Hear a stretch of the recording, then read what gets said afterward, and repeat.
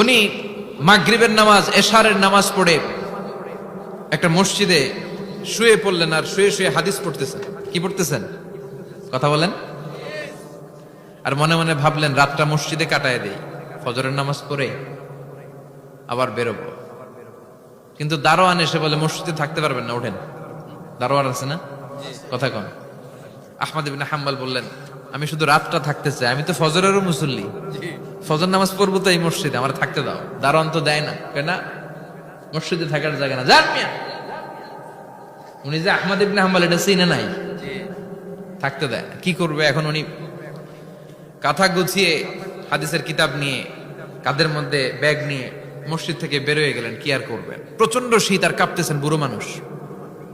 পথিমধ্যে দেখলেন বাজার। বাজার একজন খাব্বাজ, শাবুন খাব্বাজ, যুবক রুটি বিক্রেতা।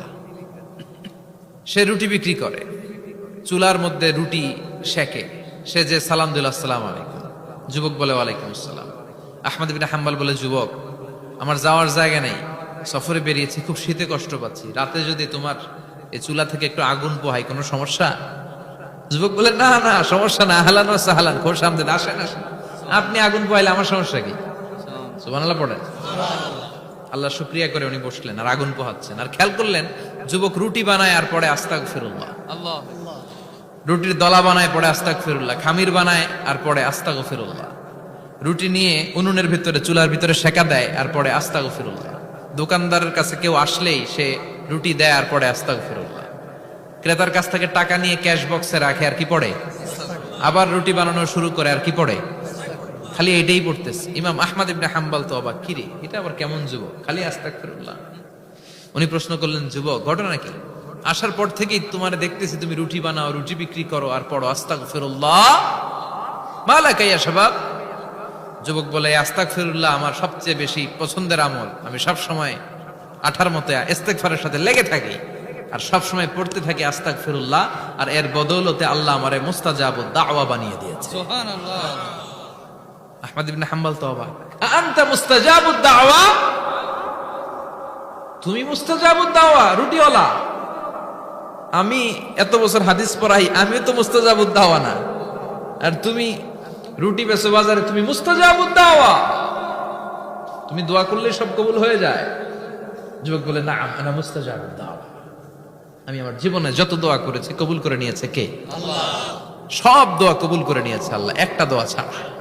কয়টা? একটা। আহমদ ইবনে হাম্বলের কৌতূহল, কিউরিয়াসিটি আরো বেড়ে গেল। কি? সব দোয়া কবুল হয়েছে, একটা দোয়া ছাড়া।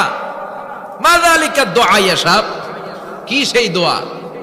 যুবক এবার বলতে শুরু করলো, আমার জীবনে যে দোয়াটা আল্লাহ কবুল করে নাই সেটা হচ্ছে, আমি আল্লাহর কাছে অনেক চেয়েছি, অনেক দোয়া করেছে, যে আল্লাহ শুনেছি এই জামানার সবচেয়ে বড় মুহাদ্দিস, তার নাম নাকি ইমাম আহমদ ইবনে হাম্বল। আল্লাহ তোমার কাছে আমার চাওয়া, আমি যেন এই ইমাম আহমদ ইবনে হাম্বলের দেখে মরতে পারি। সুবহানাল্লাহ। আমি যেন ইমাম আহমদ ইবনে হাম্বলের হাতে হাত রেখে মুসাফা করতে পারি আর তার কপালে একটা চুমু এঁকে দিতে পারি। আল্লাহ। আহমদ ইবনে হাম্বল আবেগপ্রবণ হয়ে গেলেন, চোখের পানি ছেড়ে দিলেন, বললেন, যুবক তোমার এই দোয়াটাও কবুল হয়ে গিয়েছে। আহমদ ইবনে হাম্বলের দেখা আর সাক্ষাৎ পাওয়ার জন্য আহমদ ইবনে হাম্বলের বাড়িতে তোমার যাওয়ার দরকার নাই, আহমদ ইবনে হাম্বল তোমার দরবারে ছুটে এসেছে। আনা আহমদ ইবনে হাম্বল মুহাদ্দিসুদ দাহর, আমি নিজেই আহমদ ইবনে হাম্বল। যুবক চোখের পানি ছেড়ে দেয়, আহমদ ইবনে হাম্বল চোখের পানি ছেড়ে দেয়।